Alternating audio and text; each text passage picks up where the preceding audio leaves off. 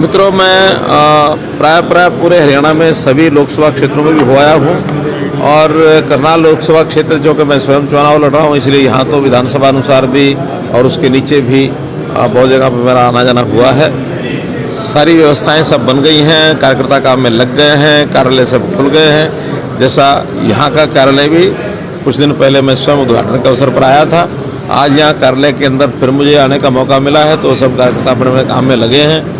और आज की विशेष बात यह है कि हरियाणा के बहुत से और लोग भी, जिनको ये पता लगा कि यहाँ पर मैं आज शाम को रहूँगा, तो जो पार्टी ज्वाइन करना चाहते हैं उसमें बहुत से लोग आकर के मिले हैं। और प्रत्यक्ष एक हमारे जो मनोज बेगमपुरिया, ये बहुत अच्छा एक नौजवान और बहुत पहले से साथ में खड़े हैं, तो इन्होंने पार्टी ज्वाइन की है। इनके बहुत से साथी भी आज यहाँ आए हैं, लेकिन अभी तो केवल मिलने के लिए आए थे, लेकिन इनकी इच्छा होगी कि आज ही पार्टी ज्वाइन करो। बाद में एक बड़े कार्यक्रम में इनके और भी साथी होंगे, बड़ी रैली करके भी उनको सबको पार्टी में ज्वाइन कराया जाएगा। और मैं समझता हूँ कि जिस प्रकार का रिस्पांस पूरे हरियाणा में मिल रहा है, करनाल लोकसभा में मिल रहा है, निश्चित रूप से मैं कह सकता हूँ कि बहुत अच्छे मार्जिन से 10 की 10 लोकसभा सीटें और करनाल की हमारी विधानसभा सीट, जिसमें स्वयं मुख्यमंत्री श्री नायब सिंह सैनी वो प्रत्याशी चुनाव लड़ रहे हैं, सभी सीटों पर अच्छे भारी मार्जिन से और ये सीटें हम जीतेंगे। हमारी शैलजा कह रही है 400 पार मुंगेरी लाल के सपने। ऐसा उनको तो यही कहना चाहिए, आखिर वो विपक्ष में हैं, तो विपक्षी लोग अगर ऐसा नहीं कहेंगे तो लोगों को भ्रमित तो करेंगे ही लोगों को। तो लोगों को भ्रमित करने के लिए कुछ भी जो उनके मुंह में आता है वो बोलते हैं, लेकिन हमें उसमें कोई लेना देना नहीं, कुछ कहना नहीं है। उनके कहने से कुछ होने वाला नहीं है, जनता के कहने से। आखिर ये 400 सीटों की चीज़ तो जनता का आशीर्वाद है और हमें विश्वास है कि जनता हमको इस लक्ष्य तक पहुंचने के लिए पूरी तरह तैयार बैठी है। दुष्यंत चौटाला के साथ अब लगातार बयानबाजी चल रही है।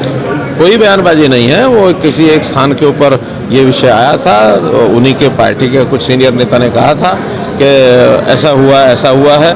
अब उसके अंदर जो कुछ है वो भी सरकार में साझे थे। अगर वो किसी बात के बारे में कह रहे हैं तो मैंने इतना ही कहा है कि अगर किसी बात के बारे में कह रहे हैं तो उन सब की जानकारी ली जाएगी, और जानकारी ली जाएगी तो कोई दोषी पाया जाएगा, उसके खिलाफ कार्रवाई होगी।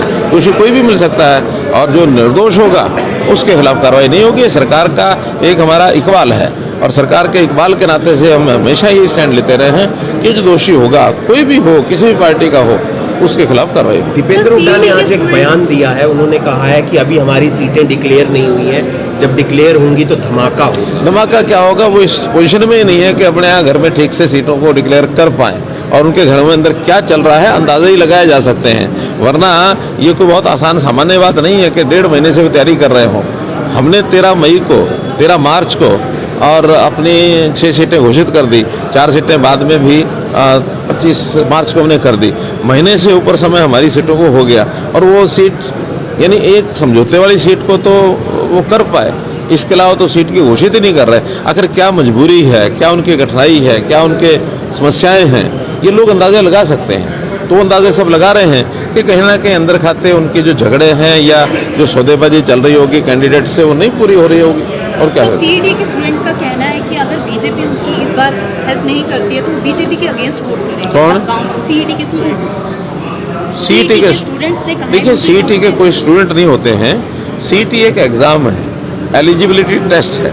जिन्होंने एलिजिबिलिटी टेस्ट पास किया है उनको एक ग्रुप सी में सेकंड टेस्ट देना होता है। ग्रुप डी में तो जो रिजल्ट होता है उसी आधार पर उनका चयन हो जाता है, सिलेक्शन होती है। कोर्ट में केस है तो उसमें पार्टी का या सरकार का